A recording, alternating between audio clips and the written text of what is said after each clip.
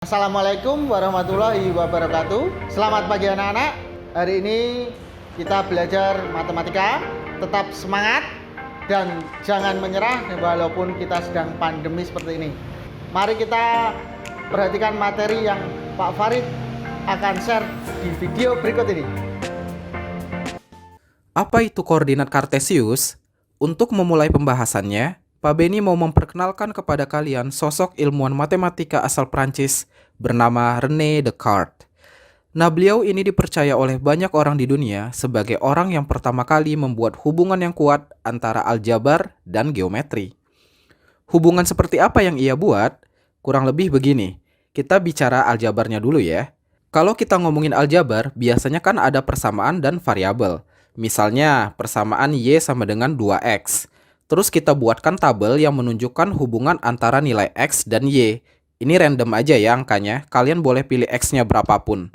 Pak Beni contohkan seperti ini. Jadi kalau misalnya X-nya 2, berarti kan Y-nya 2 kali 2, sama dengan 4. Kalau X-nya 1, berarti Y-nya 2 kali 1 sama dengan 2. Dan seterusnya sampai nanti Pak Beni batasi di X sama dengan min 2. Berarti Y-nya 2 kali min 2 sama dengan minus 4. Tapi sampai sekitar tahun 1600-an, orang-orang masih belum bisa membayangkan secara nyata bentuk aljabar ini. René saat itu berpikir bahwa ia mampu memvisualisasikan bentuk aljabar ini dengan menggambarnya di sebuah bidang dua dimensi. Kenapa harus dua dimensi? Karena terdapat dua arah. Yang pertama kiri ke kanan, yang kedua atas ke bawah. Nah, arah kiri ke kanan ini nanti disebut dengan sumbu X. Sedangkan arah atas ke bawah disebut dengan sumbu Y. Ini udah kesepakatan sejak dahulu kala. Perpotongan antara sumbu X dan sumbu Y ini adalah pusatnya, yaitu titik 0. Di sebelah kanan titik 0 berarti sumbu X positif, di sebelah kirinya sumbu X negatif, di sebelah atasnya berarti sumbu Y positif, dan di sebelah bawah berarti sumbu Y negatif. Bidang inilah yang disebut dengan bidang Kartesius, diambil dari nama belakang René, yaitu Descartes. René menentukan hubungan nilai X dan Y ke dalam suatu titik. Posisi titik ini dalam bidang Kartesius ditulis X, Y. Sehingga untuk titik pertama berarti X-nya kan 2, Y-nya 4, berarti jadi 2,4. Penulisan posisi titik seperti inilah yang dikenal dengan koordinat Kartesius. René memindahkan angka-angka pada tabel tadi ke bidang Kartesius. Pertama, kalau X-nya 2 berarti Y-nya kan 4. Lalu kalau X-nya 1, berarti Y-nya 2. Kalau X-nya 0, berarti Y-nya tetap 0. Lalu kalau X-nya minus 1, berarti Y-nya minus 2. Kalau X-nya minus 2, berarti Y-nya minus 4.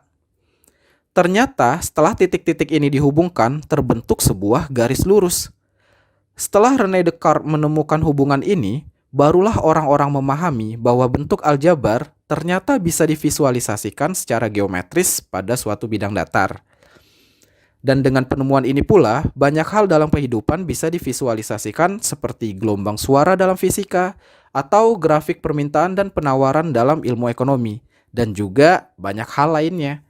Oleh karena itu, pada bab ini, Pak Beni akan menjelaskan konsep koordinat mulai dari yang paling dasar. So, stay tune aja ya. Nah, itu tadi sedikit pengenalan tentang koordinat dan bidang Kartesius. Bidang Kartesius itu kurang lebih kayak gini tadi kan. Jadi tempat menggambar ini disebut bidang Kartesius. Nah, Pak Beni akan membahasnya lebih dalam lagi dengan mengenalkan kepada kalian istilah-istilah yang terdapat pada bidang Kartesius ini. Istilah pertama yang perlu kita pahami yaitu sumbu X dan sumbu Y. Sumbu X ini adalah sumbu yang membentang secara horizontal, yaitu dari kiri ke kanan. Jadi warna merah ini berarti itu sumbu X nih yang mendatar ya. Lalu, sumbu yang membentang dari atas ke bawah atau secara vertikal, ini disebut dengan sumbu Y. Yang ini dari atas ke bawah berarti itu sumbu Y. Nah, perpotongan antara sumbu X dan sumbu Y berarti kan di sini. Nah, perpotongannya itu merupakan titik pusatnya, yaitu titik 0. Oke ya, bisa dipahami ya, perpotongannya berarti titik 0 atau titik pusatnya. Di sini kita bisa lihat juga, berarti dari titik 0 ke kanan, nilai X-nya positif ya. Jadi kita udah sepakati di seluruh dunia juga. Jadi dari titik 0 ke kanan, itu nilai X-nya positif.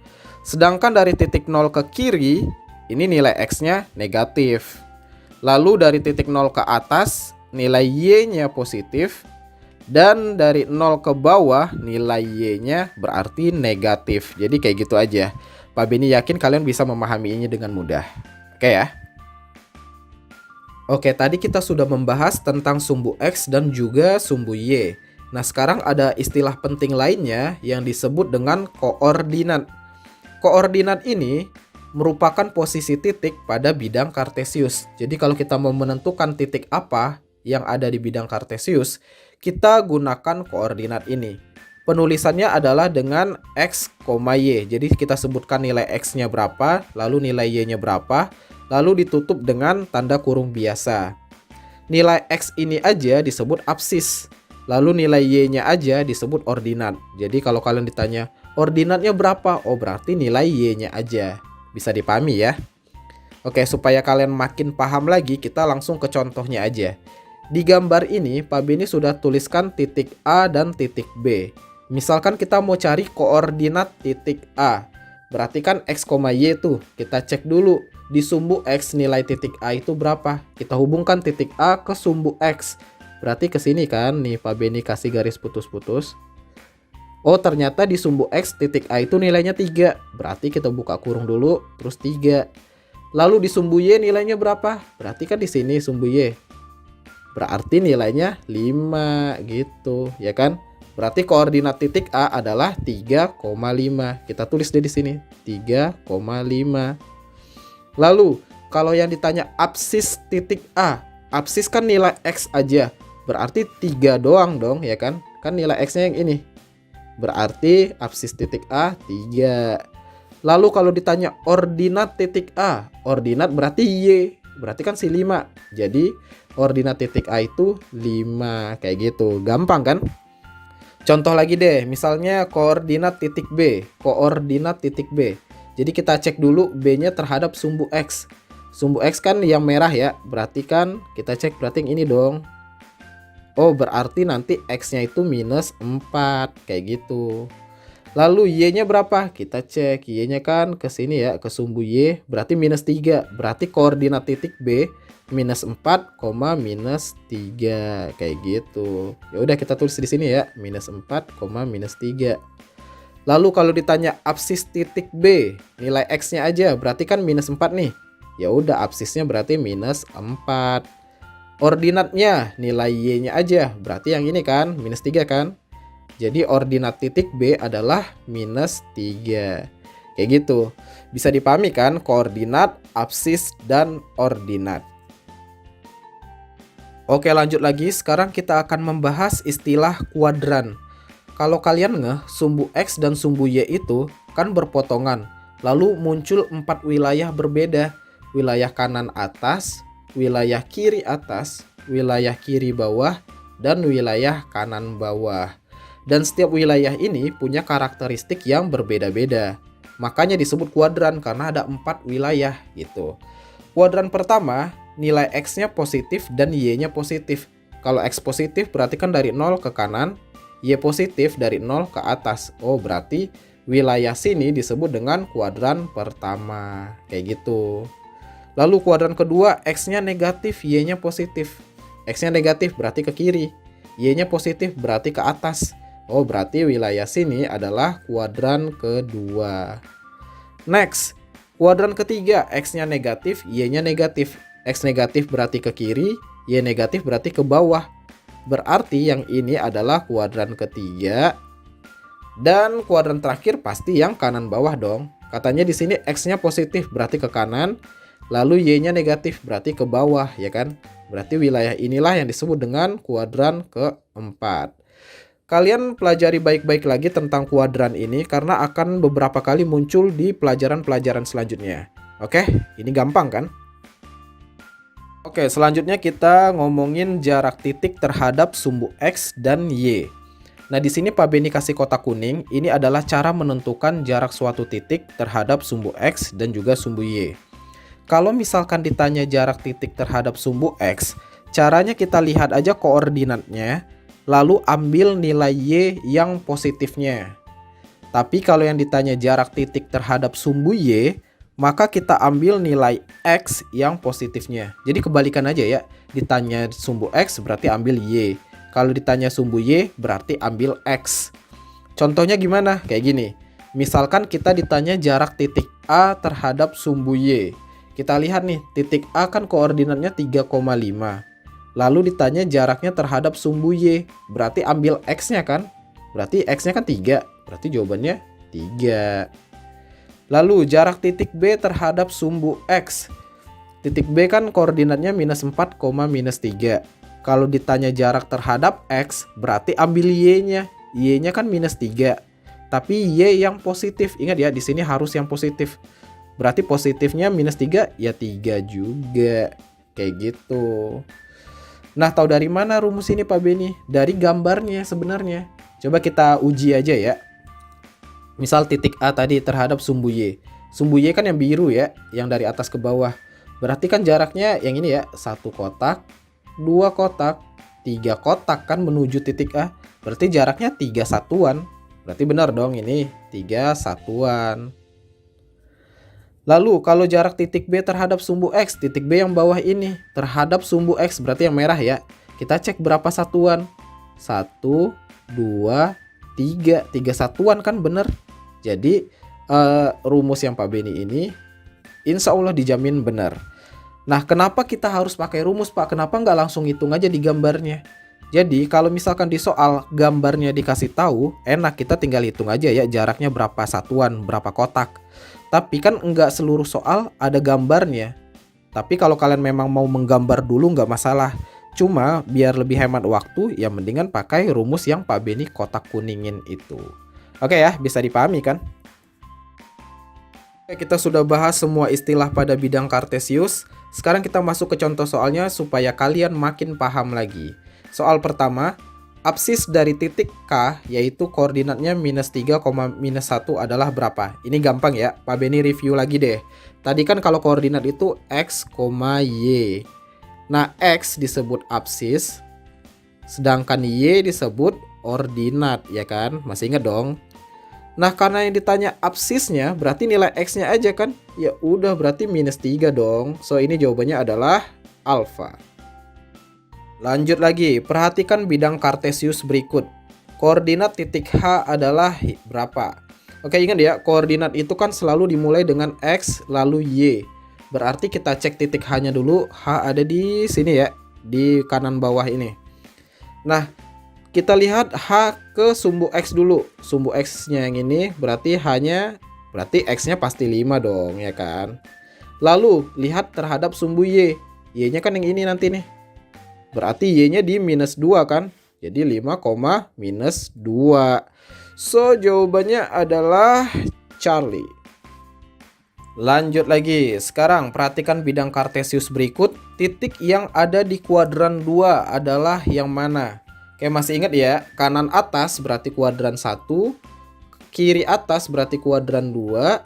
Kiri bawah kuadran 3. Lalu kanan bawah kuadran 4. So, ini gampang banget dong. Kuadran 2 berarti titik C dan D. So, jawabannya adalah bravo. Lanjut lagi. Jarak titik M yaitu koordinatnya minus 2, minus 7. Dengan sumbu Y adalah berapa? Nah, ini kan nggak dikasih gambar. Makanya kita pakai rumus yang Pak Beni sebutin tadi. Ingat ya, kalau jarak terhadap Y berarti ambil X yang positif. Kalau jarak terhadap X, ambil Y positif. Sekarang kan soalnya jarak terhadap sumbu Y. Berarti ambil X yang positif. X-nya kan minus 2 nih. Berarti positifnya ya 2. So, jawabannya adalah alfa. Oke, lanjut lagi. Nah, ini soalnya seru nih. Diketahui titik A 3,1, B 3,5, C minus 2,5. Jika ketiga titik tersebut dihubungkan akan membentuk segitiga apa? Nah, saran Pak Beni kita buat sketsanya dulu supaya kita yakin jawaban kita benar. Pak, tapi kan gambar saya jelek. Sama, Pak Beni juga jelek. Nggak apa-apa, yang penting sketsanya aja. Karena apa? Karena kita belum tentu dikasih kertas kotak-kotak waktu kita ujian, ya kan? Makanya kita sketsa aja dulu. Pertama kita buat sumbu X dan sumbu Y-nya dulu. Misalkan ini sumbu X, ini sumbu Y kan. Nah, lalu supaya kita yakin benar, kita kodein dulu. Kan selalu yang pertama itu X, yang kedua Y. Ini X, ini Y, ini X, ini Y. Nah, X-nya itu nilainya 3, 3 minus 2. Berarti kita kira-kira aja. Kalau 3 berarti sebelah kanan 0 ya. Kan perpotongan titik 0 tuh. Berarti kira-kira 3 itu di sini. Lalu kalau X-nya minus 2, kira-kira di sini minus 2 nih. Next, Y-nya ada pilihannya 1, kira-kira di sini 1. Lalu 5, berarti di atas 5. Lalu Y-nya 5, udah gitu aja ya. Nah, sekarang baru kita hubungkan titik-titiknya. Misalkan koordinat titik A 3,1, berarti X-nya 3, Y-nya 1, berarti di sini ya. Berarti ini titik A nih. Lalu titik B 3,5, X-nya 3, Y-nya 5, berarti di sini. Berarti ini B nih.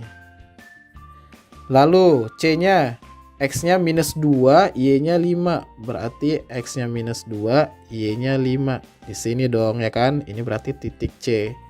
So, kalau digabung, berarti Pak Beni kasih warna ungu ya. Digabungkan berarti ini dong ya kan. Sorry, ini karena nggak lurus, tapi kurang lebih kayak gini. Lalu dari C ke A bisa digabung. Set, jadi segitiga kan? Nah, tapi ini segitiga apa? Ingat loh, ini tadi kan lurus, ini juga lurus. Berarti ini siku kan pasti kan? Ya kan? Berarti jawabannya untuk soal ini adalah C, segitiga siku-siku. Kayak gitu ya. Semoga kalian bisa memahami ini. Kalian latihan-latihan lagi lebih banyak di rumah. Demikian anak-anak, tadi video yang sudah Pak Farid share ya untuk materi matematika yang akan segera mendapatkan tugas ya. Untuk tugas-tugasnya kalian bisa lihat di Classroom maupun grup WA.